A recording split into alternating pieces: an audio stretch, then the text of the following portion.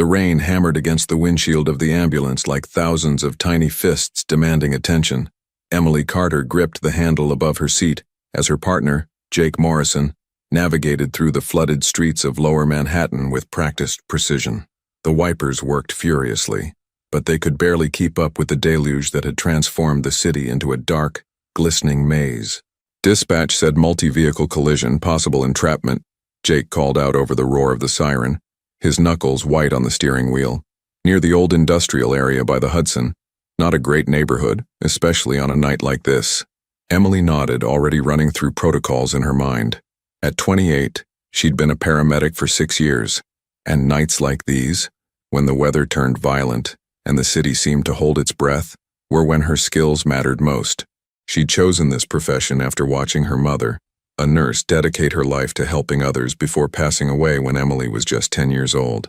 That loss had carved out a hollow space in her heart that she'd spent nearly 2 decades trying to fill by saving as many lives as she could. How many vehicles? Emily asked, checking their medical supplies one more time. Everything had to be perfect. Every second counted. At least 3 confirmed. Fire department's en route, but we're closer. Jake glanced at her, his weathered face creased with concern. You good? Always, Emily replied, though her stomach tightened with the familiar pre-call anxiety that never quite went away. Some paramedics lost that feeling after years on the job. Emily never had, and she considered it a gift. It kept her sharp, kept her caring about each person she treated as if they were family. The ambulance turned onto a desolate stretch of road lined with abandoned warehouses and chain-link fences. Through the rain-streaked windows, Emily could see the chaotic scene ahead. Twisted metal, shattered glass reflecting the emergency lights, and several vehicles scattered across the asphalt like broken toys. A sedan had mounted the median, its front end crumpled. A delivery truck sat sideways, blocking 2 lanes. And there, about 50 feet from the main collision, a sleek black Mercedes had somehow ended up against a concrete barrier, smoke billowing from under its hood. That one doesn't look stable, Jake muttered as they pulled up to the scene. Engines compromised. Emily was already out of the ambulance before it came to a complete stop, her boots splashing in the pooling water. The rain immediately soaked through her uniform, cold and insistent, but she barely noticed. 2 police officers were attempting to direct traffic, their reflective vests gleaming in the storm. A fire truck's siren wailed in the distance, still several minutes away. We've got injured in the sedan, one officer shouted, pointing. Driver's conscious but trapped, and there's someone in that Mercedes, but we can't get the door open. It's jammed from the impact. Emily's trained eyes swept the scene, categorizing, prioritizing. The sedan driver was conscious. That was good. But the Mercedes, with its billowing smoke and twisted frame, sent alarm bells ringing through her mind. Smoke meant heat. Heat meant potential fire. And potential fire meant time was running out. I'll take the sedan, Jake called out, already moving with the medical kit. Check the Mercedes, but be careful. She was already running toward the luxury vehicle, her medical bag bouncing against her hip. As she approached, she could see through the spider-webbed windshield that someone was slumped over the steering wheel. The hood was crumpled, pressed upward at an unnatural angle, and wisps of smoke, definitely smoke, not just steam, were escaping from the edges. Sir, can you hear me? Emily shouted, trying the driver's door. Jammed solid. She ran to the passenger side, her heart pounding. The rain had plastered her dark hair to her face, and she impatiently pushed it back. The passenger door was equally unresponsive, the frame bent from the collision. Through the window she could see him more clearly now. A man in an expensive suit, probably late 30s, dark hair, his face partially obscured by the deflated airbag. Blood trickled from a cut on his forehead. He wasn't moving. Sir, I'm a paramedic. I need you to respond if you can hear me. Emily pounded on the window, searching for any sign of consciousness. Nothing. His chest was rising and falling, breathing, that was crucial, but he was completely unresponsive. The smoke was getting thicker. Emily's mind raced through her options. The fire department wasn't here yet. The police officers were busy with the other victims. Jake was occupied. The jaws of life, the hydraulic rescue tools they needed to safely open the crushed door, were still minutes away, and this car could go up in flames at any moment. Officer! She called out to the nearest policeman. I need a baton or something to break the window. Now. The young officer hesitated, looking at the smoking vehicle with obvious concern. Ma'am, Maybe we should wait for fire and rescue. We don't have time. Emily's voice cut through the rain with authority born from 6 years of emergency medicine. That man will suffocate from smoke inhalation before he has a chance to worry about anything else. I need that window broken. Now. The officer handed her his tactical baton, and Emily didn't hesitate. She struck the rear passenger window at its corner, the weakest point, and the safety glass fractured into thousands of pebbled pieces. She cleared the opening quickly, ignoring the sharp edges that caught at her gloves, and climbed through into the back seat. The interior of the Mercedes reeked of deployed airbag powder, gasoline, and something burning. The smoke was thicker inside, stinging her eyes and throat. Emily pulled her flashlight from her belt and assessed the situation with practiced efficiency. The man was trapped by the crushed dashboard, which had compressed inward during the collision. His legs were pinned, but not in a way that suggested immediate vascular compromise. The real danger was the smoke, the potential fire, and the head injury that had left him unconscious. "Sir, my name is Emily. I'm a paramedic and I'm going to get you out of here," she said, even though he couldn't hear her. Talking to patients, conscious or not, was something she'd learned from her mother. It kept her focused, kept her human in situations that threatened to overwhelm. She reached forward to check his pulse at the neck. Strong and steady. Good. His airway was clear, breathing regular despite the smoke. But they needed to move, and fast. Emily assessed the dashboard compression. She couldn't free him without proper equipment, but she could potentially release the seat, slide it back, and create enough space to extract him. Her fingers found the seat adjustment lever, and she threw her weight into pulling it. Nothing. Jammed. The smoke was definitely worse now, and Emily could see a faint orange glow beginning to emanate from under the hood. Her training screamed at her to evacuate, to save herself, to wait for proper equipment. But her heart, that part of her that had driven her into this profession, refused to leave this man to face fire alone. "Come on," she muttered, trying the lever again, this time from a different angle.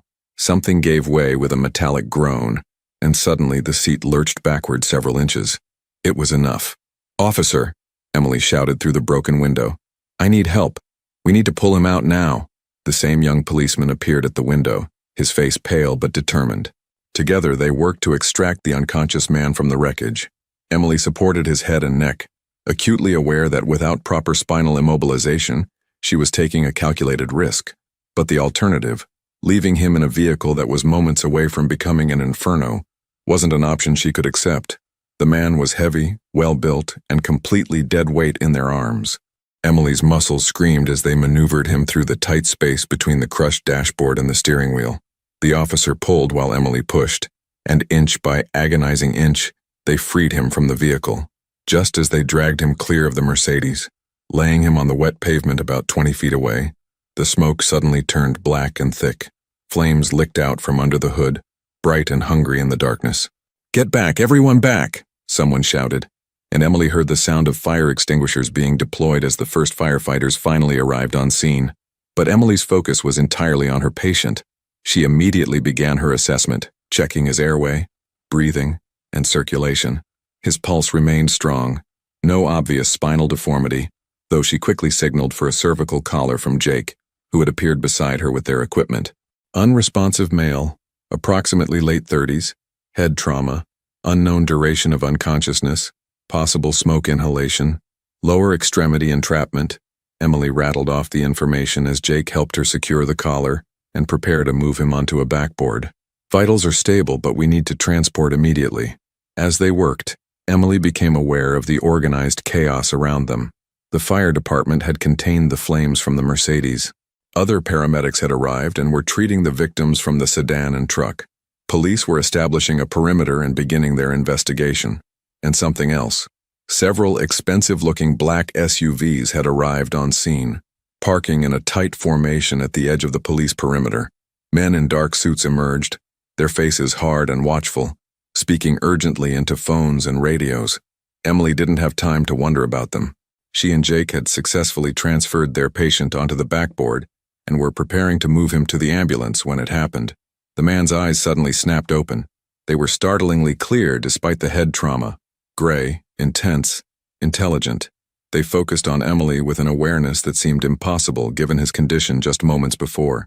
His hand shot out with surprising speed, gripping Emily's wrist with desperate strength. She froze, caught by the intensity of his gaze. His lips moved and she had to lean close to hear the words over the chaos around them. You. His voice was rough, damaged by smoke and trauma, but filled with an emotion Emily couldn't identify. Recognition? Shock? Fear? You have her eyes. Emily's breath caught. Sir, please don't try to speak. You've been in a serious accident. But he wasn't finished. His grip on her wrist tightened almost painfully, and his next words came out in a whisper that somehow cut through every other sound. Sarah sent you, didn't she? The name hit Emily like a physical blow. Sarah, her mother's name. The mother who had been gone for 18 years, whose memory Emily carried like a treasured photograph that had faded with time, but never disappeared. What did you say? Emily breathed, her professional composure cracking. How do you know that name? But the man's eyes were already rolling back, his grip loosening as consciousness fled again. Jake was there, helping Emily check his vitals, stabilizing him for transport. Everything proceeded with the mechanical efficiency of years of training, but Emily's mind was reeling. How could this stranger know her mother's name? How could he possibly see a resemblance to a woman who had passed away nearly 2 decades ago? What did he mean by saying Sarah had sent her? We need to move. Now. Jake's voice cut through her spiraling thoughts. His vitals are dropping. They loaded the patient into the ambulance and Emily worked on autopilot during the transport to Mount Sinai Hospital, starting an IV line, monitoring oxygen saturation, checking and rechecking his neurological responses. Every action was correct, precise, professional, but her hands trembled slightly as she worked, and her mind kept returning to those words. Sarah sent you, didn't she? At the hospital, they transferred the patient to the emergency department team. Emily gave her report to the attending physician, a thorough recitation of everything that had happened from the moment they arrived on scene, but she left out one detail, the whispered words that had shaken her to her core. As the trauma team wheeled the patient away toward imaging, Emily caught a glimpse of the men in suits who had arrived at the accident scene. They were here too, filling the waiting room with a presence that seemed to make everyone else instinctively step back. They spoke in low voices with hospital security and kept their attention fixed on the doors through which the patient had disappeared. Who is he? Emily asked Jake quietly as they cleaned and restocked their ambulance for the next call. Jake shrugged, but his expression was troubled. Did you see those guys? That's not normal family waiting for news. He trailed off, seeming reluctant to finish the thought. That's what? Emily pressed. That's the kind of security you see around people who need protection, Jake said carefully. Important people, or dangerous people, maybe both. Before Emily could respond, one of the hospital administrators approached them, a thin woman with steel gray hair and an expression that suggested this wasn't a social call. Ms. Carter, I'm Linda Hughes, hospital administration. Could you come with me for a moment? There are some people who'd like to speak with you about the patient you brought in from the accident. Emily exchanged a glance with Jake, who gave her a subtle nod of encouragement. She followed Ms. Hughes through the hospital corridors to a small conference room. Inside, 2 men waited for her. The first was one of the suited men from the accident scene, tall, broad-shouldered, with silver threading through his dark hair and eyes that assessed Emily with uncomfortable intensity. The second was older, wearing a more casual but still expensive outfit, with the kind of weathered face that suggested he'd seen more of life than most people would want to. Ms. Carter, the first man said, his voice smooth and professional. My name is Marcus Webb. The man you saved tonight is Adrian Blackwell. He's my employer, and I wanted to personally thank you for your extraordinary courage. The name meant nothing to Emily, but the way Marcus said it, with a weight that suggested she should recognize it, made her uneasy. I was doing my job, Emily said carefully. Any paramedic would have done the same. No, the older man spoke for the first time, his voice gravelly. Most wouldn't have gone into that vehicle. Most would have waited for the fire department. You saved Adrian's life, and that's not something we take lightly. There was something in the way he said we that made Emily's skin prickle with warning. This wasn't just gratitude. This was something else, something that felt like obligation and debt and things Emily wanted no part of. Is he going to be okay? Emily asked, deflecting from the uncomfortable gratitude. The head injury looks significant. The doctors are optimistic, Marcus replied, thanks to your quick action. But that's actually what we wanted to discuss with you. What Mr. Blackwell said to you before he lost consciousness. Did he say anything? Emily's heart rate spiked. The question seemed casual, But there was nothing casual about the intensity in Marcus's eyes. They were waiting for her answer, with an anticipation that felt dangerous. She made a split-second decision to lie. He was disoriented from the injury. I couldn't make out anything coherent. Why? Is there something I should know? Marcus studied her for a long moment, and Emily had the distinct impression he didn't entirely believe her. But finally, he nodded slowly. No, nothing you need to concern yourself with. We just wanted to ensure he hadn't said anything that might help the doctors with his treatment. I gave a complete report to the attending physician, Emily said. Everything medically relevant. Of course. Marcus reached into his jacket. Emily tensed instinctively and pulled out a business card. If you think of anything else, or if you need anything at all, please don't hesitate to call. Mr. Blackwell will want to thank you properly once he's recovered. Emily took the card reluctantly. It was heavy stock, expensive, with just a name and phone number embossed in black. No company, no title, nothing to indicate what Marcus Webb actually did for Adrian Blackwell. That's not necessary, Emily said. Really, I was just doing my job. Nevertheless, the older man said, standing and moving toward the door, you'll be hearing from us. Adrian always repays his debts. The way he said it wasn't comforting. It sounded like a promise or a threat. After they left, Emily stood alone in the conference room, staring at the business card in her hand. Her shift was over, and exhaustion was finally catching up with her, but her mind wouldn't stop racing. Adrian Blackwell. The name meant nothing to her, but clearly it meant something to a lot of other people. The suited men with their careful questions and veiled warnings, the way hospital administration had deferred to them, the sense that she'd stumbled into something far more complicated than a simple traffic accident. And underneath it all, echoing through her thoughts like a ghost, you have her eyes. Sarah sent you, didn't she? Emily pulled out her phone and did what she probably should have done hours ago. She opened a search browser and typed, Adrian Blackwell, New York. The results loaded, and Emily's blood turned cold. Adrian Blackwell, 38, prominent businessman and alleged organized crime figure, suspected head of the Blackwell Organization, one of New York's most powerful criminal enterprises. Multiple investigations, no convictions.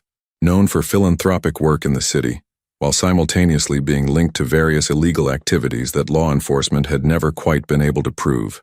The face in the photos matched the man she'd pulled from the burning vehicle. The same intense eyes, the same strong features, though in these images he was conscious, composed, radiating the kind of confidence that came from power. Emily had saved the life of a Mafia boss. The realization should have terrified her, and part of her was afraid of what it meant, afraid of the men in suits and their talk of debts and gratitude, afraid of being pulled into a world she wanted nothing to do with. But underneath the fear was something else, a burning curiosity about those whispered words. About how a man she'd never met could possibly know her mother's name, about what connection could exist between a paramedic's daughter and one of the most dangerous men in New York City. Emily pocketed the business card in her phone, gathered her things, and headed out of the hospital into the early morning light. The storm had passed, leaving the city washed clean and gleaming. But as she walked to the subway station, she couldn't shake the feeling that her life had just become infinitely more complicated. And in a hospital room 3 floors above, Adrian Blackwell opened his eyes and spoke a single word to the concerned men gathered around his bed. Find her. The rescue was over. But Emily's story with Adrian Blackwell was just beginning. The fluorescent lights of Mount Sinai Hospital's emergency department had never felt quite so harsh. Emily moved through her shift with mechanical precision, checking vitals, updating charts, comforting frightened patients and their families. On the surface, everything appeared normal. But beneath that professional exterior, her mind kept circling back to 3 nights ago, to the burning car, the whispered words, and the name that had haunted her entire life, Sarah. Emily's fingers trembled slightly as she adjusted an IV drip for an elderly patient with pneumonia. She'd barely slept since that stormy night. Every time she closed her eyes, she saw Adrian Blackwell's face, heard his smoke-damaged voice saying words that should have been impossible. You have her eyes. Sarah sent you, didn't she? How could he know her mother? Sarah Carter had been a nurse, yes, but she'd worked in a small community clinic in Brooklyn, not in whatever world a man like Adrian Blackwell inhabited. She'd been kind, dedicated, and utterly ordinary, or so Emily had always believed. Now that certainty felt as unstable as the ground during an earthquake. Emily? Jake's voice cut through her thoughts. He stood in the doorway of the supply room where she'd been mindlessly reorganizing bandages for the past 10 minutes. "You okay? You've been off since that accident." Emily forced a smile. "Just tired. Long week." Jake didn't look convinced, but he was kind enough not to push. "Well, there's someone here to see you. Says it's important. He's waiting in the consultation room." Emily's stomach dropped. She knew, with a certainty that bordered on premonition, exactly who was waiting for her. Did he give a name? Marcus something? Looks like he walked out of a movie about Wall Street. Jake's expression was concerned. If this is about that guy from the accident, the one you saved, you don't have to talk to anyone. You did your job. That's it." But it wasn't just her job anymore, was it?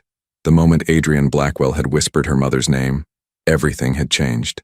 "It's fine," Emily said, though her heart was racing. Probably just follow up about the incident report. She found Marcus Webb exactly where Jake had said, sitting in one of the small consultation rooms the hospital used for delivering difficult news to families. He stood when she entered, his tailored suit immaculate, his presence somehow making the modest room feel even smaller. "Ms. Carter, thank you for seeing me." His voice was polite, professional, but there was something in his eyes that suggested this wasn't a social call. "I'm in the middle of my shift," Emily said, keeping the door open deliberately. "Whatever this is, it needs to be quick." Marcus nodded, seeming to appreciate her directness. He reached into his jacket, more slowly this time, as if aware of how the gesture had made her tense during their first meeting, and withdrew a thick manila envelope. "Mr. Blackwell wanted me to deliver this personally. It's a small token of his gratitude for saving his life." Emily stared at the envelope without taking it. "I told you before I was doing my job. I don't need thanks, and I definitely don't need payment." "This isn't payment," Marcus said carefully. "Consider it acknowledgement of a debt. Mr. Blackwell takes such things very seriously. Then tell Mr. Blackwell the debt is paid by him recovering fully. That's all the acknowledgement I need." Emily turned to leave, but Marcus's next words stopped her cold. "He knows about your mother, Emily." She spun back around, her professional composure cracking. "What did you say?" Marcus's expression softened slightly, the first real emotion she'd seen from him. "Sarah Carter, your mother. Mr. Blackwell knew her, a long time ago. He'd very much like to speak with you about that when you're ready." Emily's hands clenched into fists at her sides. "My mother passed away 18 years ago. She was a nurse who worked in a community clinic in Brooklyn. There's no way she could have known someone like Adrian Blackwell. People's lives are often more complicated than we realize," Marcus said gently, "especially the lives of those we love. Mr. Blackwell isn't trying to disturb your mother's memory. He simply thinks you deserve to know certain things, things that Sarah would have wanted you to know. And why should I believe anything he says?" Emily's voice rose slightly, drawing a concerned glance from a passing nurse. She lowered it, stepping closer to Marcus. "He's a criminal. I looked him up. Everyone knows what he is, even if no one can prove it. He's many things," Marcus acknowledged, surprising her with his honesty. "But he's not a liar, not about things that matter. And your mother, she mattered to him." The envelope sat on the table between them like a challenge. Emily looked at it, then back at Marcus. "What's in there?" $50,000. Again, not payment, just an acknowledgement. "You risked your life to save his. That means something in his world. I don't want his money." Emily's voice was firm, final. "And I don't want anything to do with his world. Please tell Mr. Blackwell that I wish him a full recovery, but I'd appreciate it if this was the last contact we have." She left the room without looking back, her heart pounding so hard she could hear it in her ears. Behind her, Marcus said nothing, but she felt his gaze follow her down the hallway. The rest of her shift passed in a blur. Emily threw herself into her work, grateful for the steady stream of patients that kept her mind occupied. But as she changed out of her scrubs in the locker room at the end of her shift, her phone buzzed with a text from an unknown number. "The offer stands. And the conversation about Sarah. Whenever you're ready. You deserve the truth. M.W." Emily stared at the message for a long moment before deleting it. But the words lingered in her mind as she made her way home to her modest one-bedroom apartment in Queens. The next 2 days were blissfully quiet. No mysterious visitors, no cryptic messages, nothing to suggest that her life had been permanently altered by one rescue on one stormy night. Emily almost convinced herself that it was over, that Adrian Blackwell had accepted her refusal and moved on with his life. She should have known better. It was evening when Emily arrived home from a grocery run, her arms laden with bags. The October air had turned crisp, and she was looking forward to a quiet night with takeout and a mindless television show. She juggled the bags while digging for her keys, finally getting the door open and stumbling into her apartment. She knew immediately that something was wrong. Nothing was obviously disturbed. No drawers hanging open, no cushions displaced, no signs of forced entry. But Emily had lived alone for years, and she knew her space with the intimacy of long familiarity. The air felt different, recently disturbed, as if someone had just left. A faint scent that didn't belong, something expensive and masculine. Her medical training kicked in immediately, flooding her system with adrenaline while keeping her mind clear. She set down the groceries slowly, quietly, and pulled out her phone, ready to call 911. But as she moved through the apartment, checking each room with her heart in her throat, she found no one. What she did find made her blood run cold. On her kitchen counter sat the manila envelope Marcus had tried to give her at the hospital. Beside it was a small business card with a handwritten note. "Please reconsider. You're not safe. M.W." Someone had been in her home, had gotten past her locks, had invaded her private space, had left these items as a message that nowhere was truly secure. Emily's hand shook as she grabbed her phone and dialed the number from Marcus's previous text. He answered on the first ring. "Ms. Carter, someone broke into my apartment." Emily's voice was steady, but fury burned beneath each word. "Was it you? Was this supposed to convince me to accept his gratitude? Because congratulations, all you've done is convince me to file a police report." "Emily, please listen." "No, you listen. I don't care who Adrian Blackwell is or what he thinks he owes me. I don't care what connection he claims to have had with my mother. Breaking into my home, invading my privacy, trying to intimidate me, that's not gratitude. That's a threat. It wasn't us." Marcus's voice was sharp now, all professional courtesy gone. "We didn't break into your apartment, but someone did, and that's exactly the problem. Do you understand what I'm saying?" Emily froze, her anger momentarily displaced by confusion. "What are you talking about? When you saved Adrian's life, you were seen by a lot of people. You made the news, local coverage of the accident. Your name, your face, your profession, all public record now. And there are people who would very much like to harm Adrian, people who might see you as leverage." "That's insane," Emily said, but her voice lacked conviction. She was thinking of the men in suits at the hospital, the way they'd watched everything with predatory attention. She was thinking of the search results she'd found about Adrian Blackwell, the allegations, the investigations, the carefully worded news articles about rivalries and territory disputes in New York's underworld. "Is it?" Marcus asked quietly. "Then explain how someone got into your apartment without forcing the locks. Explain the feeling you have right now that someone's been going through your things, even if you can't prove it." Emily looked around her apartment with fresh eyes. The slightly open drawer in her bedroom dresser, had she left it that way? The subtle shift in how her mail was stacked on the entry table? The sense that her laptop had been moved fractionally on her desk? "What do you want from me?" Emily asked, sinking onto her couch. "Mr. Blackwell would like to meet with you properly this time. He wants to explain about your mother, and he wants to ensure your safety, that's all.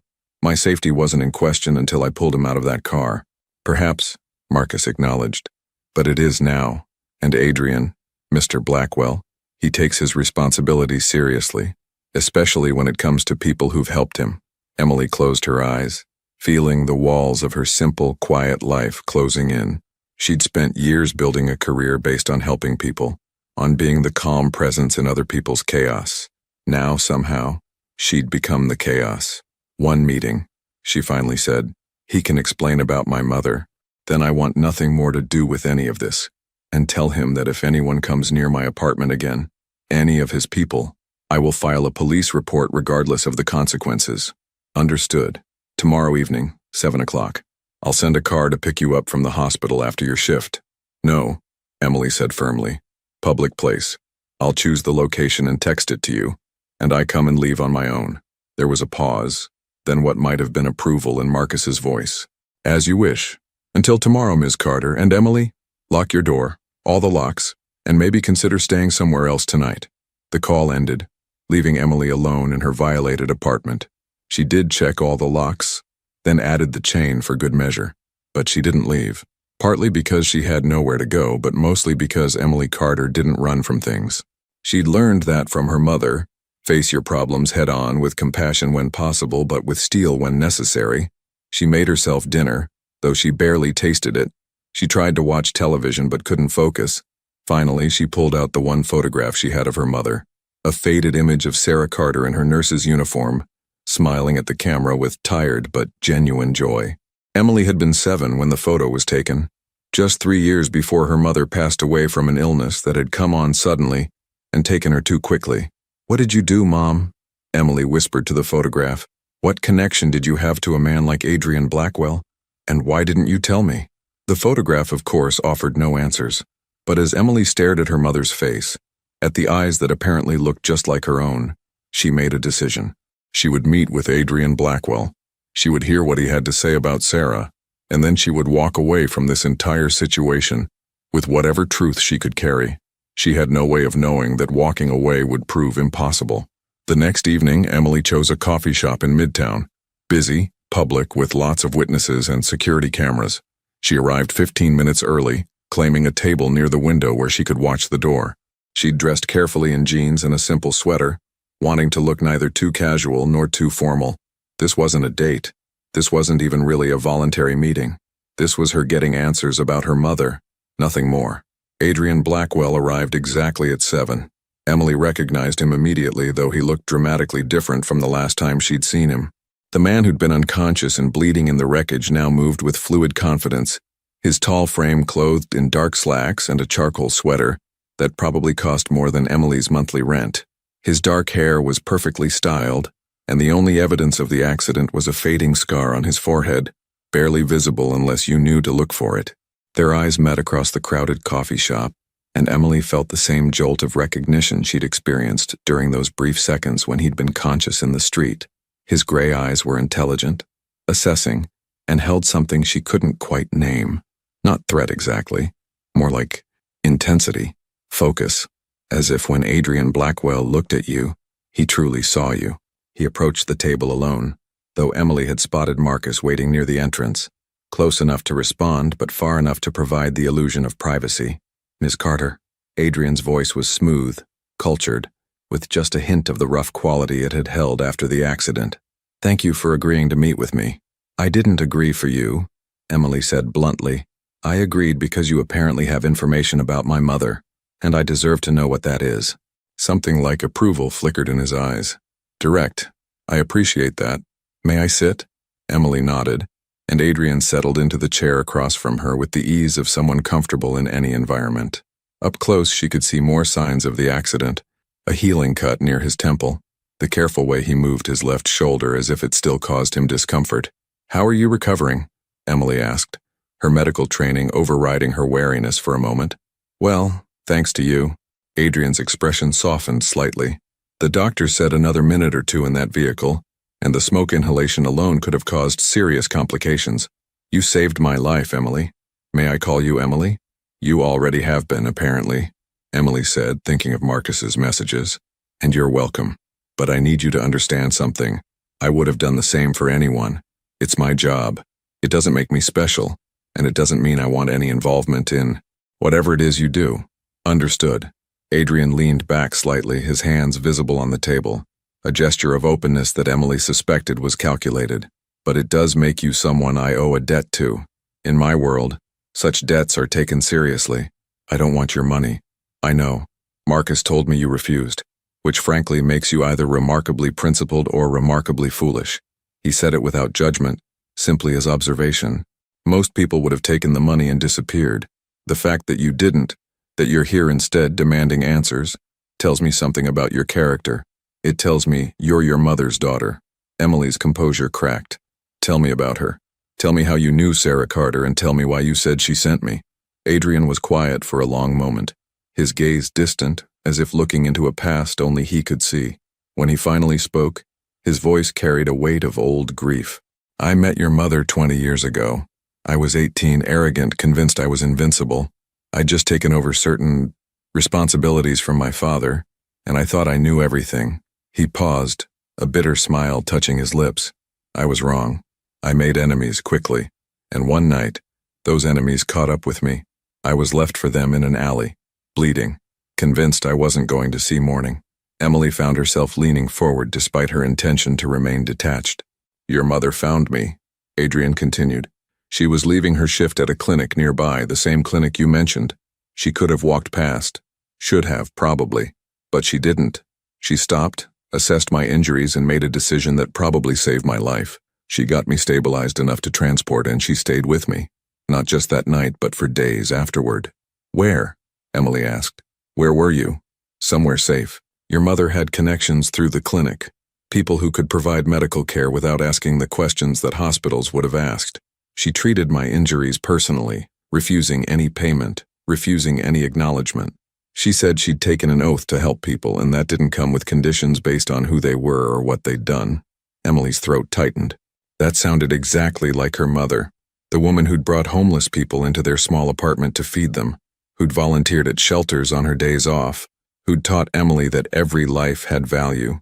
When I recovered, Adrian said quietly, I tried to repay her, tried to give her money, protection, anything she might need.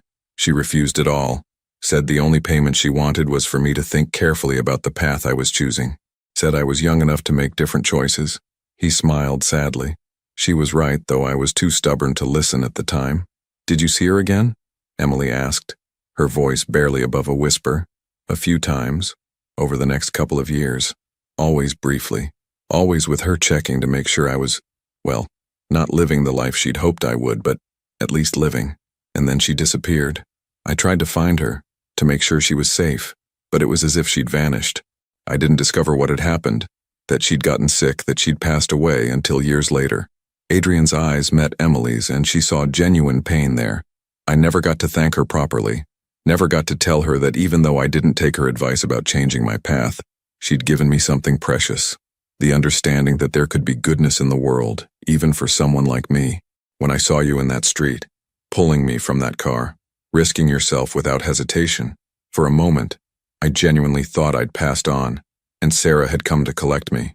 Tears pricked at Emily's eyes. She blinked them back angrily. You said I had her eyes. You do. The same color, the same expression. Like you're seeing not just what a person is, but what they could be. Sarah looked at me that way, even when I was just a criminal bleeding in an alley. She saw potential for something better. Adrian's voice roughened. And when I said she'd sent you, I was delirious from the injury, but part of me genuinely believed it.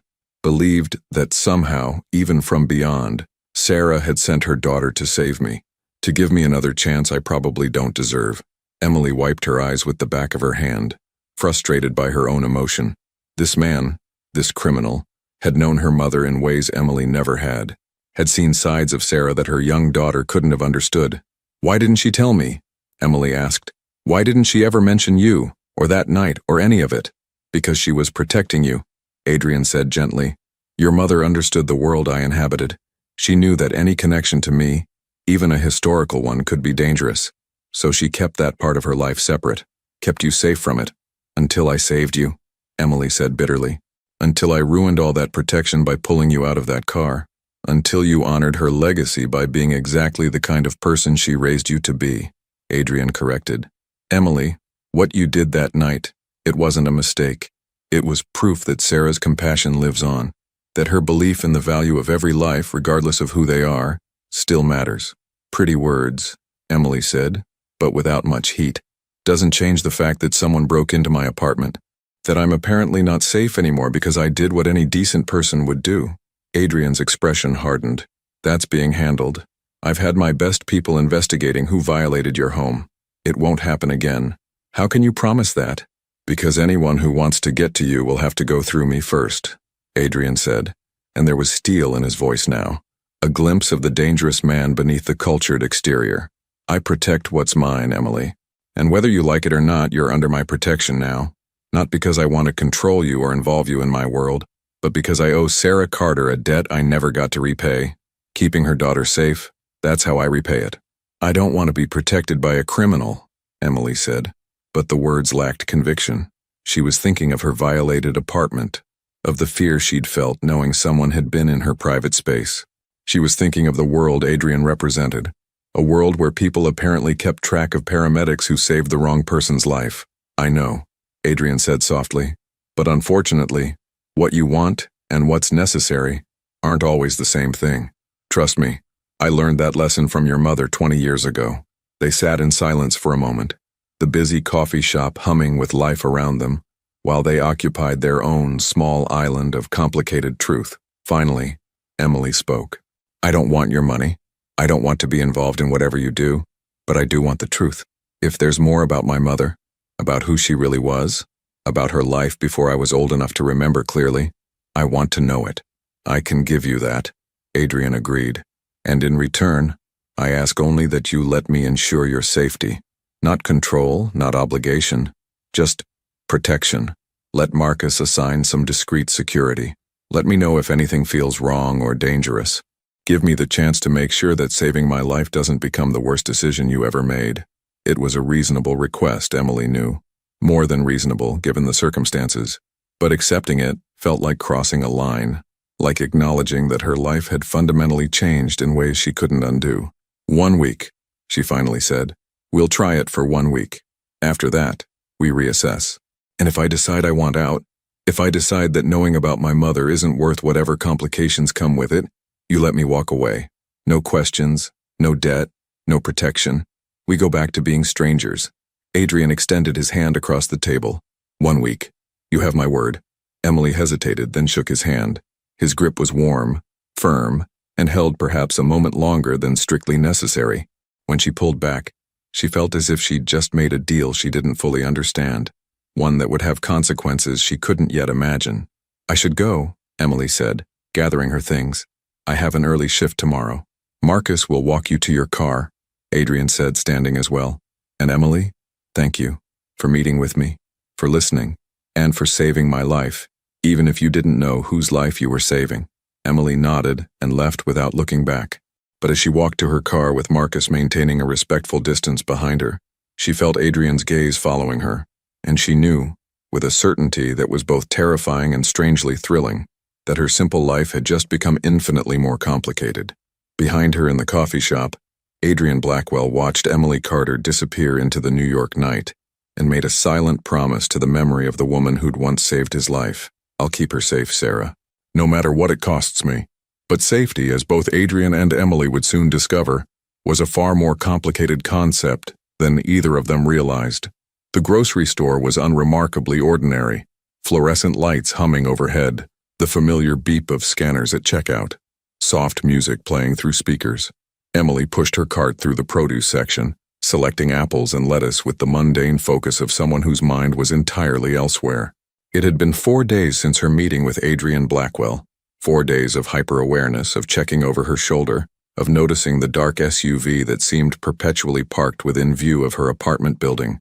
Marcus's people, she assumed, the discreet security she'd agreed to accept. Emily had returned to her normal routine with determined normalcy, work shifts at the hospital, morning runs, coffee at her usual cafe. But everything felt different now, colored by a new awareness of danger she couldn't quite define.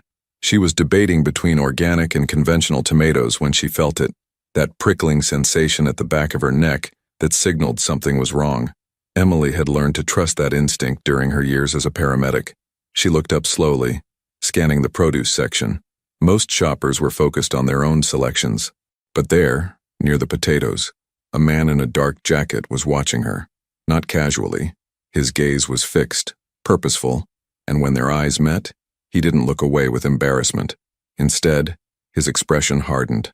Emily's heart rate spiked. She abandoned her cart and walked quickly toward the front of the store, pulling out her phone. She had Marcus's number programmed now, an admission of her new reality that she still resented. Before she could dial, someone grabbed her arm. "Ms. Carter." The voice was unfamiliar, male with an accent she couldn't immediately place. "You need to come with me. Now." Emily reacted on instinct, using self-defense techniques from hospital safety training. She twisted away from the grip, creating distance, and her voice rang out loud enough to draw attention. "Let go of me, I don't know you." Other shoppers turned, alarm spreading across their faces. The man hesitated, clearly not expecting resistance or witnesses. Suddenly Marcus was there, appearing from nowhere with 2 other men in dark suits. The man who'd grabbed Emily released her immediately and backed away. "I wouldn't," Marcus said quietly, his voice carrying a threat that needed no amplification. The man assessed the situation with cold calculation, then turned and walked rapidly toward the exit. Marcus nodded to one of his companions who followed at a distance, then turned his attention to Emily. "Are you hurt?"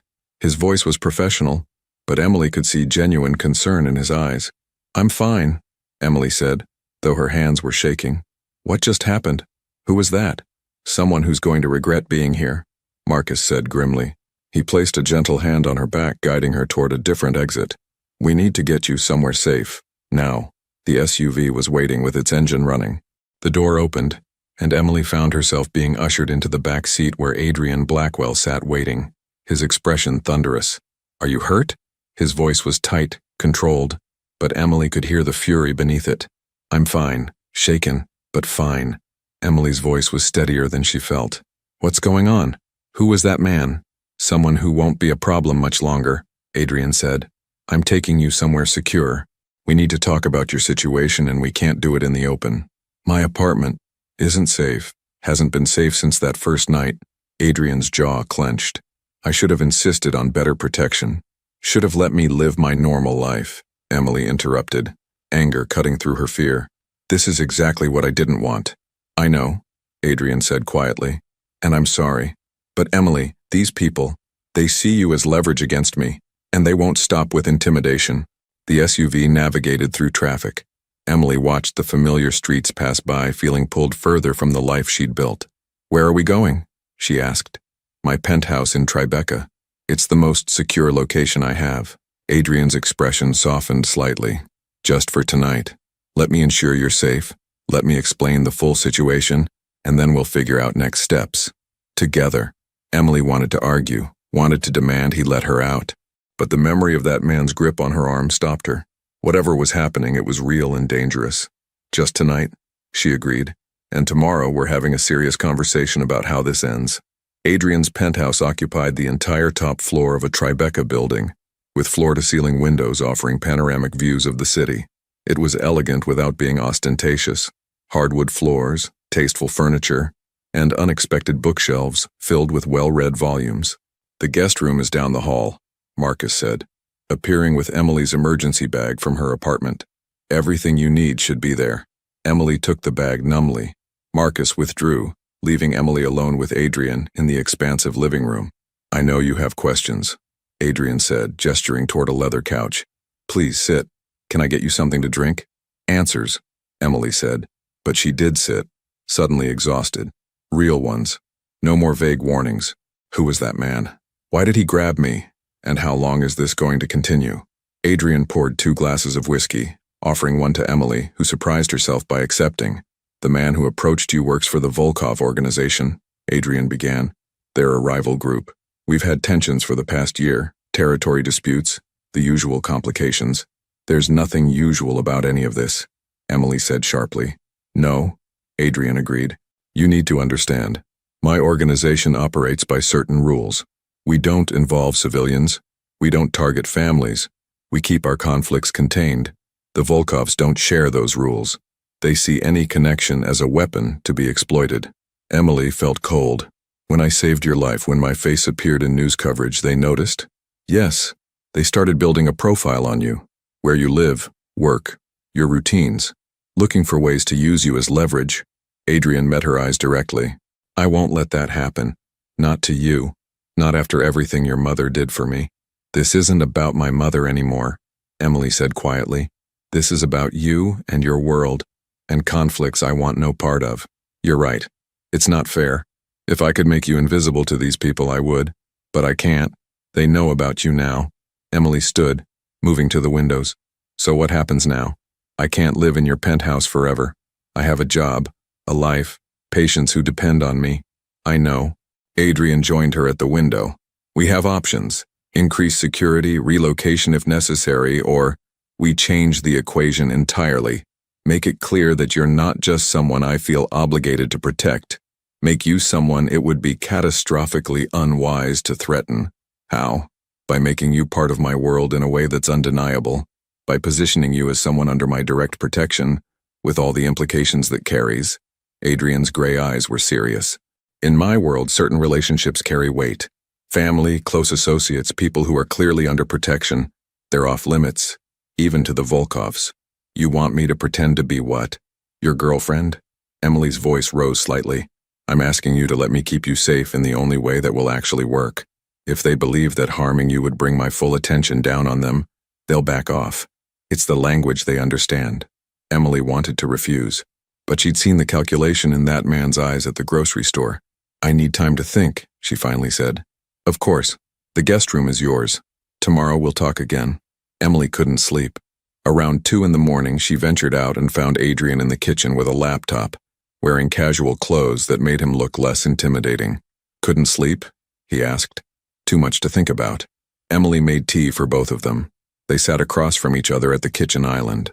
Tell me about the Volkovs, Emily said suddenly. Who they really are. Adrian explained about Viktor Volkov. Smart, ruthless, lacking moral boundaries. About expansion at any cost, not caring who got hurt. Is that supposed to make me feel better about being protected by one crime organization against another? No, Adrian said honestly. It's supposed to help you understand the reality. This isn't about good versus bad. It's about degrees of harm, and which side you'd rather have protecting you. They talked for hours. About Emily's mother. About the choices that defined them both. About the impossible situation they found themselves in. Finally, Emily spoke. If I agree to this, what exactly does that mean? You'd continue your work at the hospital. Your career doesn't change, but you'd have visible security. You'd attend some events with me, be seen in places where our association would be noted. In exchange, you'd be safe, and I'd tell you everything about your mother. Every memory, every conversation. Emily studied him in the soft kitchen light. This complicated man who'd remembered her mother for 20 years. 1 month, Emily said finally. We try this for 1 month. I continue my work. I allow the security. I attend events with you. In return, you tell me everything about my mother. At the end of the month, we reassess. If I want out, you let me go with no pressure. Adrian extended his hand. 1 month. You have my word. Emily shook his hand, feeling that her simple life had just become infinitely more complicated. But maybe, just maybe, there was something worth discovering in this strange new reality. That evening, Marcus appeared at the hospital with a garment bag. There's a charity gala tonight at the plaza, he explained. Hospital funding. Mr. Blackwell thought you might attend with him. Emily wanted to refuse, but she thought about what Adrian had said, about making her presence visible, undeniable. Fine, I'll go. The gala was elegant, full of New York's elite and medical professionals. Adrian introduced her to everyone the same way. This is Emily Carter. She saved my life and I'm ensuring nothing happens to her as a result. It was brilliant strategy. By being open about how they'd met, Adrian removed any mystery. Everyone would understand what Emily's connection to him meant. Across the room, Emily noticed a man watching them with cold blue eyes. Viktor Volkov. That's Viktor, Adrian confirmed quietly. He won't cause a scene here, but he's seeing exactly what we wanted him to see. Viktor approached them. Adrian, I see you've recovered from your accident. Thanks to Ms. Carter, Adrian said. Emily, this is Viktor Volkov. Viktor's cold eyes assessed Emily. Remarkable courage. And now you find yourself in Adrian's protection? I find myself grateful for his support after some unfortunate attention, Emily said carefully, showing no fear. Viktor smiled, without warmth. Complications are unfortunate. Perhaps they will resolve themselves soon. Perhaps, Adrian said, his voice carrying a warning. Or perhaps they'll become permanent arrangements. After Viktor left, Adrian guided Emily to the balcony. You handled him perfectly. By standing beside me without flinching, you've changed the situation. You're no longer just a vulnerability. You're a factor he has to calculate around. Good, Emily said, surprising herself, because I'm tired of feeling afraid. If I'm going to be involved in this, I'd rather be involved on my own terms. Adrian studied her with new appreciation. Your mother would be proud of you. They stood overlooking Central Park, and Adrian shared more memories of Sarah Carter. Her wit, her passion for justice, her belief that people weren't defined by their worst moments. She used to say everyone deserved the chance to be better, Adrian remembered. I didn't believe her then. I do now. It's not too late, Emily said, to be someone different. They returned to the gala, and Emily found herself genuinely enjoying the evening. Near the end, an organizer thanked them. Your donation will save lives. Emily felt the weight of those words. Lives saved. That's what she'd devoted her career to. And here was Adrian achieving the same goal through different means. It was complicated, messy, morally ambiguous, and undeniably effective. As they drove back, Emily reflected on how much had changed. She'd gone from wanting nothing to do with Adrian to willingly stepping into his world. "Thank you for tonight," Adrian said. "I know it wasn't easy." "Actually," Emily admitted, "you're more than I initially thought you were. That's not an endorsement of everything you do, but it's an acknowledgement that you're complicated, like my mother saw." Adrian smiled genuinely. "I'll take complicated as a compliment." Emily returned to the guest room, exhausted but settled. She'd faced Victor without flinching. She'd honored her mother's memory by seeing potential in someone others would dismiss, and she'd begun to understand that crossing the line between her world and Adrian's didn't mean losing herself. The crossing had begun. Where it would lead, neither of them could yet know. The FBI field office in Lower Manhattan was nothing like Emily had imagined. She'd expected something from television, dramatic, imposing, full of urgent activity. Instead, it was mundane, beige walls, fluorescent lighting, and the smell of stale coffee permeating everything. Agent Rachel Torres sat across from Emily in a small interrogation room, her expression professionally neutral, but her eyes sharp with intelligence. She was in her early 40s, with dark hair pulled back severely and the kind of composed demeanor that suggested she'd seen everything and been surprised by nothing. "Thank you for coming in, Ms. Carter," Agent Torres said, sliding a folder across the table. "I know this must be confusing." Emily had received the call that morning, a polite but firm request to come to the FBI office to discuss a matter of national importance. She'd told Marcus she had a personal appointment and taken a cab alone, something she hadn't done in 2 weeks. The freedom felt both exhilarating and terrifying. "Confusing is one word for it," Emily said carefully. "Am I in some kind of trouble?" "No, nothing like that." Agent Torres opened the folder, revealing surveillance photos. Images of Emily and Adrian at the charity gala, entering his building, sitting together at a restaurant. "We've been watching Adrian Blackwell for years. We're aware of your association with him." Emily felt her stomach tighten. "I saved his life in a car accident. He's been grateful. That's the extent of our association." "Is it?" Agent Torres's tone wasn't accusatory, just curious. "You've been staying at his penthouse, attending events with him, accepting his protection. Ms. Carter, we know about the incident at the grocery store. We know the Volkovs have been targeting you. Then you understand why I've accepted his help," Emily said, trying to keep her voice steady. "I'm not involved in anything illegal. I'm just trying to stay safe." "I believe you," Agent Torres said, surprising her. "In fact, that's why I asked you here." "Emily, may I call you Emily? You're in a unique position. You have access to Adrian Blackwell in a way very few people do, and we think you might be able to help us." Emily's blood ran cold. "Help you how?" Agent Torres leaned forward. "Adrian Blackwell runs one of the most sophisticated criminal organizations on the East Coast. For years we've tried to build a case against him, but he's careful, protected, insulated by layers of legitimate business and loyal associates. But you've gotten close to him in weeks. He trusts you, or at least he's starting to." "You want me to spy on him," Emily said flatly. "We want you to help us prevent harm," Agent Torres corrected. "The Blackwell organization is involved in activities that hurt people, Emily. Not just rival criminals, innocent people. And if we could build a case, if we could actually hold Adrian accountable, we could dismantle an organization that's caused immeasurable damage."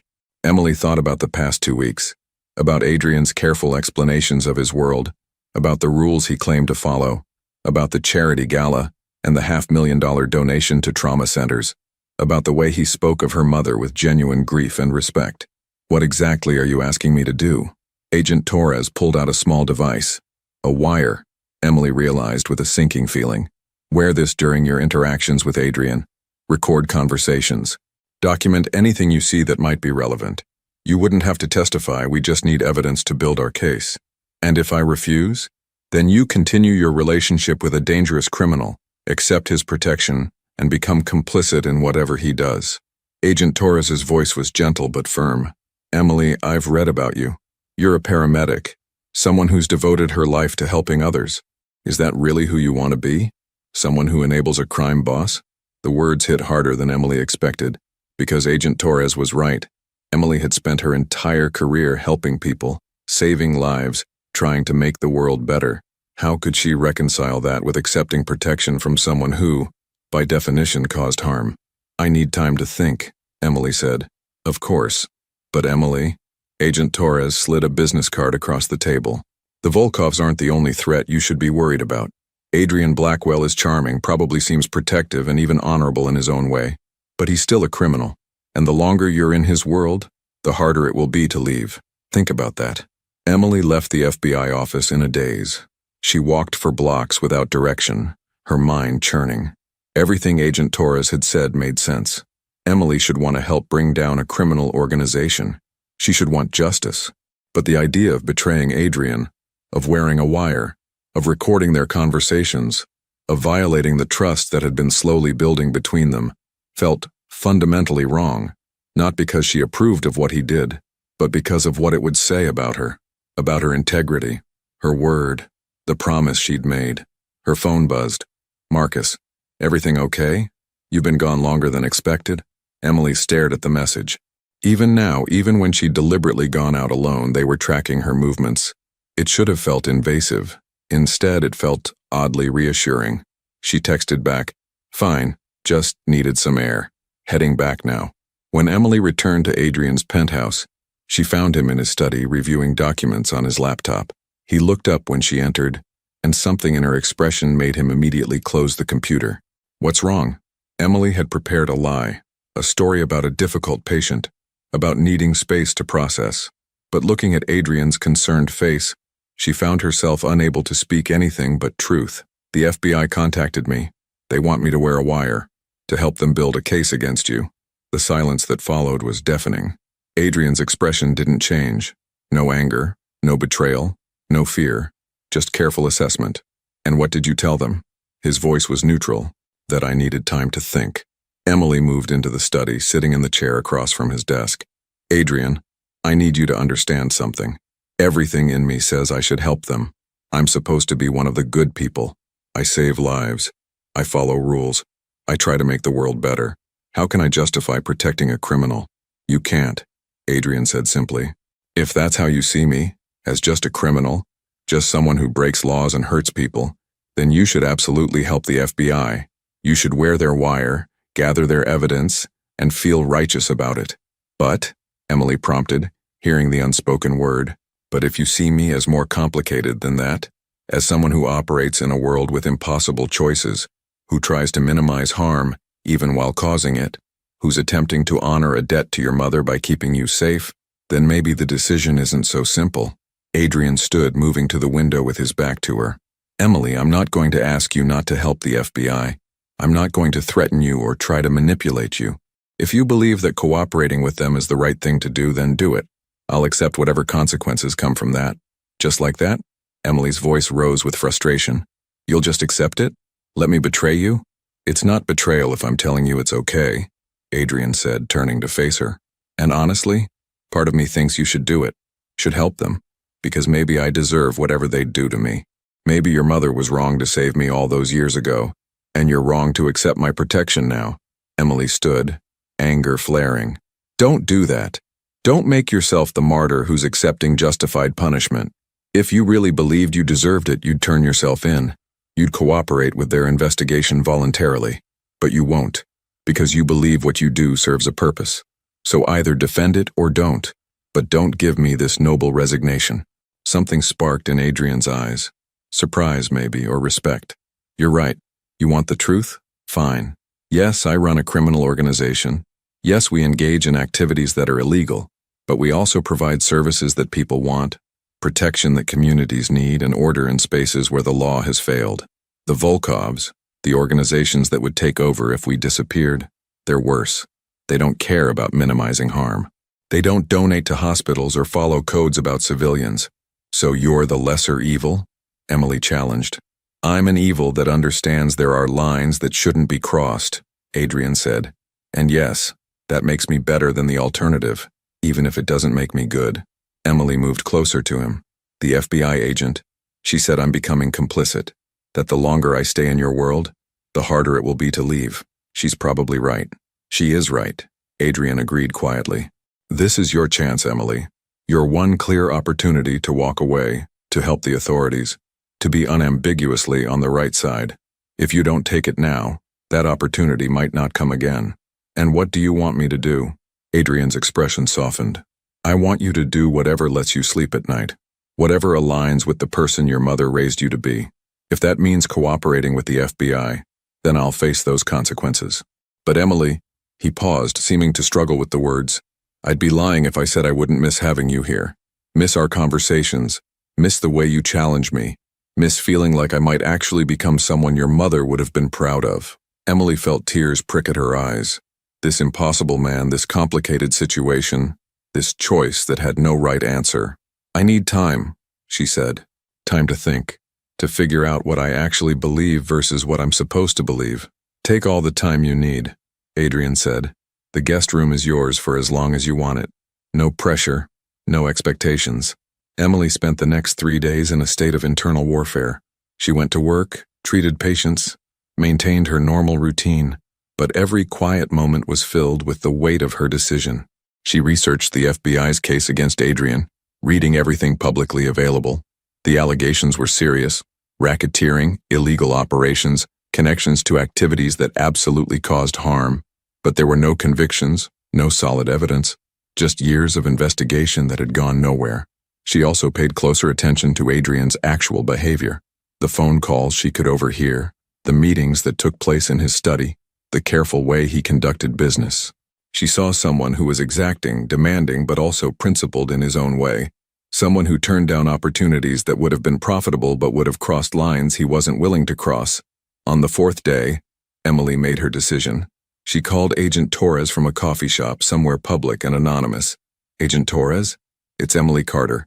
I've thought about your offer. And? The agent's voice was carefully neutral. I can't do it. I can't wear a wire. Can't spy on Adrian. Not because I approve of everything he does, but because I gave him my word.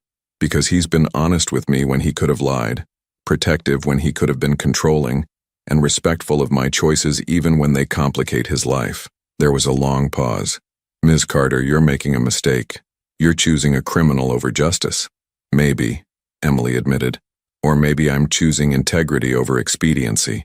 I don't know if Adrian Blackwell is a good man, but I know that betraying someone's trust, violating a relationship, becoming something I'm not, that would definitely make me less of a good person. I can't do it. If you change your mind, I won't, Emily said firmly. But Agent Torres, you should know something. Adrian told me it was my choice, told me he'd accept whatever I decided, even if it meant helping you. He didn't threaten me, didn't try to manipulate me, didn't do any of the things you probably expected him to do. Maybe that doesn't change what he is, but it should tell you something about who he is. Emily ended the call and sat for a long moment, staring at her untouched coffee. She'd just made a choice that would define her relationship with Adrian, with law enforcement, with her own sense of right and wrong. There was no taking it back. When she returned to the penthouse that evening, Adrian was in the living room, reading. He looked up when she entered, searching her face for answers to questions he wouldn't ask. I spoke with Agent Torres, Emily said without preamble. I told her no. I'm not going to help the FBI build a case against you. Adrian set down his book slowly. Why? Because you told me the truth about what it would mean. Because you gave me a real choice instead of manipulating me. Because... Emily moved closer, holding his gaze. Because my mother saw something in you worth saving 20 years ago, and I'm starting to see it too. That doesn't mean I approve of everything you do. It doesn't mean I'm comfortable with your world. But it means I'm not going to betray you. Something powerful moved across Adrian's features. Relief, gratitude, and something deeper that Emily wasn't quite ready to name. Thank you, he said quietly. That couldn't have been an easy choice. It wasn't, Emily admitted. And I need you to understand, this doesn't make us partners in crime. I'm still the same person with the same values. I'm just choosing to honor my word over helping authorities who've been investigating you for years without success anyway. Understood. Adrian stood, moving toward her. Emily, I want you to know something. Having you here, having someone challenge me, remind me of better possibilities. It's changed things. Changed me, at least a little. I'm trying to be someone your mother would recognize. Someone worthy of the second chance she gave me and the third chance you're giving me now. Then be that person, Emily said. Not for me, not for my mother's memory, but for yourself. Figure out who you actually want to be and start making choices that align with that. Adrian reached out and for a moment Emily thought he might embrace her. Instead, he just took her hand, squeezing gently. "I'll try. No promises, but I'll try." That night, Emily lay in the guest room and reflected on her choice. She'd crossed a line today, chosen loyalty over law, trust over justice, personal integrity over civic duty. Agent Torres was probably right that it would make leaving Adrian's world harder. But as Emily drifted toward sleep, she realized she wasn't sure she wanted to leave anymore. Not because she approved of his world, but because she'd found something unexpected in it. Someone who challenged her assumptions, who made her question what justice really meant, who reminded her that people were always more complicated than the labels applied to them. Her mother had seen that in Adrian 20 years ago. Now Emily was seeing it too, and whatever came next, whatever consequences followed from her choice, she would face them with clear eyes and no regrets.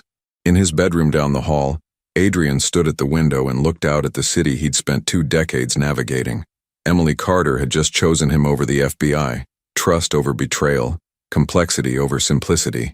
It was a gift he didn't deserve and would spend considerable effort trying to earn.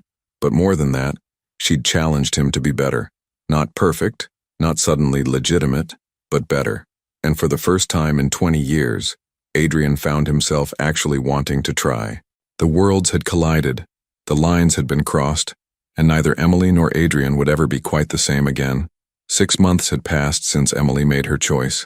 6 months of living between 2 worlds, her days spent saving lives at the hospital, her evenings navigating the complex reality of Adrian's penthouse and the life that came with it. The guest room had become truly hers now, filled with her books, her photographs, her mother's few belongings that she'd retrieved from storage. Adrian had never pressured her to leave, and Emily had stopped pretending she was only there temporarily. This was her life now, complicated, morally ambiguous, but undeniably hers.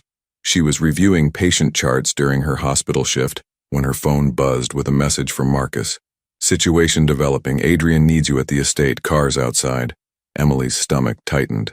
In 6 months, she'd learned to read Marcus's messages, and the clipped urgency meant something serious.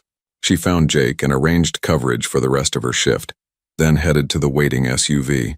The estate was a property outside the city that Adrian rarely used, a sprawling house on 10 acres, surrounded by woods and security. Emily had only been there twice before, both times for gatherings that Adrian described as necessary meetings with people who prefer privacy. The drive took 90 minutes. Emily spent it trying to calm her racing thoughts, wondering what could possibly require her presence at a secure location in the middle of the day. Marcus met her at the entrance, his expression more serious than she'd ever seen it. "What's going on?" Emily demanded. "Adrian's been injured," Marcus said bluntly. "Not life-threatening, but serious enough. He's asking for you specifically." Emily's medical training kicked in immediately, overriding her personal concern. "What kind of injury? What happened?" "Altercation with the Volkovs. Things got physical. He took a defensive hit. Possible broken ribs, definitely bruised, could be internal concerns." Marcus led her through the house to a bedroom where Adrian sat on the edge of the bed, pressing a towel to his side. "Emily." Relief flooded his face when he saw her. "Thank you for coming." Emily was already moving toward him, her hands gentle but professional as she carefully moved the towel aside. The bruising was extensive, dark purple spreading across his ribcage. She probed carefully, watching his face for signs of severe pain. "You need a hospital," she said firmly. "This could be internal bleeding, fractured ribs that might puncture a lung." "Can't go to a hospital," Adrian said, his voice strained. "Too many questions. Too much attention." "Emily, please, I trust you. Just tell me how bad it is." Emily wanted to argue, wanted to insist on proper imaging and treatment, but she understood the reality of his world. Hospitals meant police reports, investigations, complications that could unravel everything. "I need supplies," she said to Marcus. "A proper medical kit, ice packs, compression bandages, and pain medication. Prescription strength if you have it." Marcus nodded and left. Emily continued her examination, checking for signs of serious internal injury, while part of her mind marveled at how thoroughly her life had changed. 6 months ago, she would never have considered treating someone outside a hospital. Now she was doing exactly that. "Tell me what happened," Emily said as she worked. Adrian winced as she pressed gently against his ribs. "The Volkovs have been pushing boundaries lately. testing how serious our agreements are. Today, they pushed too far. There was a confrontation, words, then physical. It was handled, but not before I took some hits. Handled how? Emily asked, though part of her didn't want to know. No one was seriously hurt, Adrian said, meeting her eyes. I know that matters to you. My people broke it up before it went too far. But Emily, this situation with the Volkovs, it's escalating. They're getting bolder, more willing to risk open conflict. Marcus returned with an impressive medical kit. Emily set to work properly, cleaning and assessing the injury. The ribs were likely cracked, not broken. Painful, but not immediately dangerous. The bruising was severe but localized, suggesting the internal organs weren't compromised. You're lucky, Emily said as she wrapped his ribs with compression bandages. Another few inches and this could have been much worse. You need rest, ice every few hours, and careful monitoring for the next 48 hours. Any difficulty breathing, any sharp pains, any sign of internal bleeding? You tell me immediately. Yes, doctor, Adrian said with a slight smile, though pain shadowed his eyes. I'm not a doctor, I'm a paramedic who shouldn't be treating patients in an estate outside the city, Emily corrected, but her tone was gentle. She prepared an ice pack and positioned it carefully against his side. And you're staying here tonight. I'll monitor you. You don't have to. I do, Emily interrupted firmly. You called me here because you trust me medically. That means you follow my medical advice. Which includes observation. Adrian nodded, settling back against the pillows with a grimace. Marcus had quietly withdrawn, leaving them alone. I'm sorry, Adrian said after a moment. Sorry that my world keeps pulling you into situations like this. You should be at the hospital helping patients who need you, not patching up a crime boss who got into a fight. Don't, Emily said, sitting in the chair beside the bed. Don't apologize for needing help. That's not how this works. They sat in comfortable silence for a while. Emily monitored his breathing, his color, the signs that would indicate whether her assessment had been correct. Emily, Adrian said eventually, his voice quieter. There's something I need to tell you. Something about your mother that I haven't shared yet. Emily's attention sharpened. Over the past 6 months, Adrian had shared many memories of Sarah, but she could tell there were still pieces he was holding back. Your mother didn't just save my life that night, Adrian continued. She saved my soul in a way. When she found me in that alley, bleeding and certain I was going to die, I was angry, furious that this was how my life would end, that I'd never have the chance to prove I was more than my father's son, more than the path that had been chosen for me. He paused, adjusting the ice pack with a wince. Sarah looked at me, really looked at me, and she said, You're young, you're hurt, but you're not dead yet, which means you still have choices. That one sentence, it haunted me for years, because she was right. I wasn't dead. I did have choices. I just kept making the wrong ones. Adrian, let me finish, he said gently. When you pulled me from that burning car, when you risked everything to save a stranger, I saw Sarah in you, that same conviction that every life matters, that everyone deserves a chance. And I realized I'd wasted the chance she gave me. I'd spent 20 years becoming exactly what she'd hoped I wouldn't become. Emily reached out, taking his hand carefully to avoid jostling his injuries. You can't change the past, but you can change what you do next. I know, and I've been trying, these past 6 months. Restructuring operations, cutting ties with activities that cross lines I'm no longer willing to cross, pushing back against people like the Volkovs who operate without any code. Adrian met her eyes. It's not enough. It's not redemption, but it's something. It's a start, Emily said firmly, and that matters. Emily stayed at the estate that night, monitoring Adrian's condition. His injuries remained stable, painful, but not dangerous. She changed his ice packs, checked his vitals, and made sure he followed her instructions about rest. Around midnight, unable to sleep, Emily found herself in the estate's library. The room was impressive. Floor-to-ceiling bookshelves, comfortable chairs, the smell of old paper and leather bindings. She was browsing the shelves when Marcus appeared in the doorway. Can't sleep? He asked. Worried about internal bleeding, Emily admitted. Probably being overly cautious, but better overly cautious than the alternative. Marcus moved into the room, his usually formal demeanor slightly relaxed. Emily, can I speak frankly? Always. What you've done for Adrian these past 6 months, it's been remarkable. Not just tonight, not just the medical care, but the way you've challenged him, pushed him to be better, reminded him that there are lines worth holding. Marcus's expression was sincere. I've worked for the Blackwell family for 15 years. I've never seen Adrian like this, questioning decisions, considering consequences, actually trying to change. He's doing that himself, Emily protested. I'm just present. You're more than present. You're the reason he wants to change. Marcus hesitated, then continued. But Emily, you should know. The changes he's making, they're creating tensions. Within the organization, with our rivals, with people who benefited from the old way of doing things. The Volkovs see it as weakness. Others see it as opportunity. Adrian's trying to transform something that resists transformation, and that's dangerous. Emily felt cold. Are you saying I'm putting him in danger? I'm saying change always comes with risk, but it's still worth doing. Marcus met her eyes. Just be aware that the path forward won't be easy, for either of you.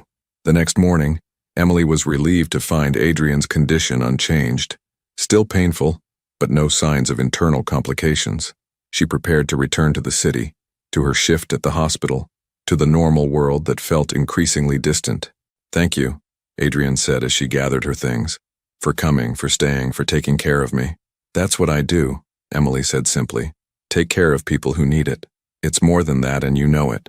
Adrian stood carefully, moving toward her. Emily, I need to ask you something. These past 6 months, this arrangement where you live in my home, accept my protection, exist in my world while maintaining your own life, is it enough? Is it what you want? Emily wasn't sure how to answer. Was it enough? She'd saved countless lives at the hospital, made a real difference in her work. But she'd also found something unexpected in Adrian's world. Purpose beyond her profession. Connection beyond simple companionship. The sense that she was helping someone become better. I don't know what I want anymore, Emily admitted. 6 months ago I had clear answers. Now everything's complicated. Complicated can be good, Adrian said gently. It means you're growing, changing, seeing nuance instead of absolutes. Your mother understood that. Understood that the world wasn't simple, that people weren't easily categorized, that sometimes the right choice wasn't the obvious one.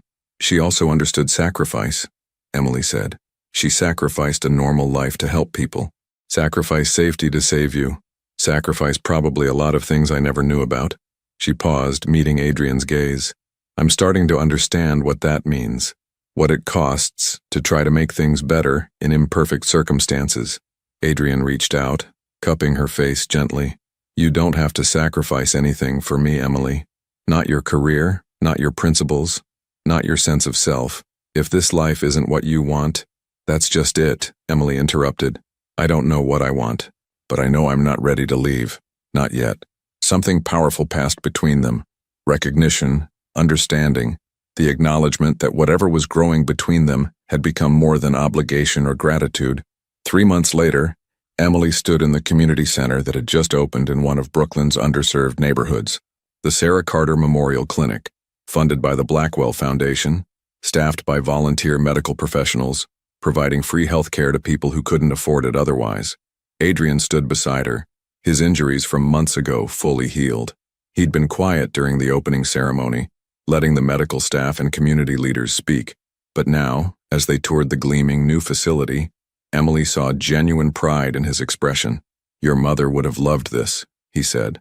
A clinic where people get help regardless of their ability to pay, where medical care isn't a privilege but a right. This is her legacy. This is your money, Emily pointed out. Money that exists because of choices I've made. Some good, some questionable, some your mother would have disapproved of. But this, Adrian gestured at the clinic, this is something she would have approved of, using resources to help people who need it most. It doesn't erase the past, but it's a step toward a different future. Emily looked around the clinic, seeing parents with their children, elderly people receiving care, teenagers getting treatment they'd previously gone without, lives being saved, health being restored, hope being provided. This matters, she said firmly.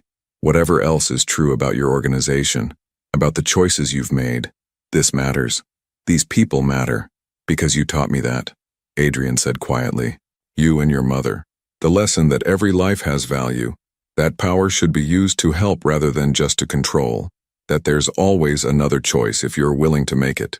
Over the past 9 months, Emily had watched Adrian systematically transform his organization, cutting ties with operations that caused direct harm to civilians, establishing boundaries with rivals through negotiation rather than force. Investing profits into community programs, medical facilities, educational resources. It wasn't perfect. He was still involved in activities that existed in legal gray areas, but it was undeniably better. And Emily had been part of that transformation, not as his conscience or his savior, but as his partner in figuring out how to use power more responsibly, challenging his decisions, offering perspectives he wouldn't have considered, reminding him of the person he was trying to become. "I have something for you," Adrian said, pulling an envelope from his jacket. "I've been working on this for months." Emily opened it to find legal documents, complex paperwork that took her a moment to understand. Then she saw it. The Sarah Carter Foundation, established with significant funding, dedicated to providing medical care and educational opportunities in underserved communities, and listed as co-director alongside Adrian, Emily Carter. "I don't understand," Emily said. "You've helped me figure out how to use my resources better. Now I want you to have direct control over some of those resources. The foundation is yours to run, fund clinics like this one, provide scholarships for medical students, support paramedics and first responders, whatever you think will make the most difference. No restrictions, no obligations, just the opportunity to honor your mother's memory by continuing her work on a larger scale." Emily felt tears prick at her eyes. "Adrian, this is incredible, but I can't accept this if it's about guilt or obligation." "It's not," Adrian interrupted gently. "It's about recognizing that you've shown me a better path, and I want to walk it with you. Not because I'm trying to earn redemption or assuage guilt, but because it's the right thing to do. Because your mother was right. I do have choices, and I'm finally making the ones she hoped I would." Emily threw her arms around him, careful of old injuries, grateful for this impossible man who'd somehow become central to her life. "Thank you for this, for listening, for trying to be better. Thank you," Adrian said, holding her close, "for not giving up on me, for seeing possibilities instead of just condemning certainties, for being exactly who your mother raised you to be." They stood together in the clinic that bore Sarah Carter's name, surrounded by the concrete evidence that change was possible, that people could grow, that choices mattered. That evening, back at the penthouse, Emily and Adrian sat on the balcony overlooking the city. 9 months since she'd pulled him from a burning car. 9 months since her simple life had become impossibly complicated. "Do you regret it?" Adrian asked quietly. "Saving me that night? Everything that's happened since?" Emily considered the question seriously. She thought about the fear, the danger, the impossible choices, but she also thought about the clinic, the lives being saved, the person Adrian was becoming, the purpose she'd found beyond her work at the hospital. "No," she said firmly, "I don't regret it. My life is more complicated now, more morally ambiguous, harder to define, but it's also more meaningful in ways I couldn't have imagined. I'm making a difference. Not just one patient at a time, but systemically, fundamentally, that matters. You've made a difference in my life too," Adrian said. "Reminded me that I'm more than my worst choices, that change is possible even when it seems impossible, that there's value in trying to be better even if you can never be perfect." Emily took his hand, interlacing their fingers. Somewhere along the way, their relationship had evolved from obligation to friendship to something deeper. Partnership, maybe, or the kind of connection that transcended simple categories. "My mother saved you 20 years ago," Emily said, "and you've spent all this time trying to honor that. But Adrian, you don't owe her anymore. You don't owe me. If you're going to keep changing, keep trying to be better, it has to be because you want to, for yourself." "I know," Adrian said, "and it is. You and your mother. You showed me the path, but I'm the one choosing to walk it now. Not out of obligation, but because it's who I want to be." They sat in comfortable silence, watching the city lights flicker to life as evening deepened into night. Two people from completely different worlds who'd found common ground in the complicated space between right and wrong, justice and mercy, judgment and grace. Emily thought about her mother, wondered if Sarah was somehow watching, if she'd approve of the choices her daughter had made, choosing loyalty over law, trust over betrayal, complexity over simplicity, helping a criminal become something better rather than condemning him for what he'd been. It wasn't the life Emily had planned. It wasn't the simple story of the paramedic who saved lives and went home to a quiet apartment. It was messier, harder to explain, impossible to fit into neat categories of good and bad, but it was hers. And standing in the wreckage of her old life, Emily had built something new, something that honored her mother's memory, not by avoiding complications but by facing them with the same conviction that every life had value, every person deserved a chance, and that sometimes salvation came through the most unexpected paths. "Thank you," Emily said quietly, "for letting me be part of this, for trusting me, for becoming someone my mother would have been proud to know." "Thank you," Adrian replied, "for pulling me out of that burning car, and for pulling me out of the darkness I'd been living in for 20 years. You saved my life twice, Emily. I'll spend the rest of my life trying to deserve it."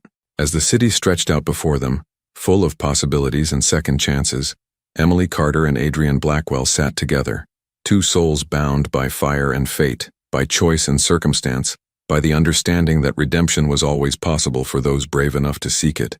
The price of salvation had been high: her simple life, her clear certainties, her uncomplicated sense of right and wrong.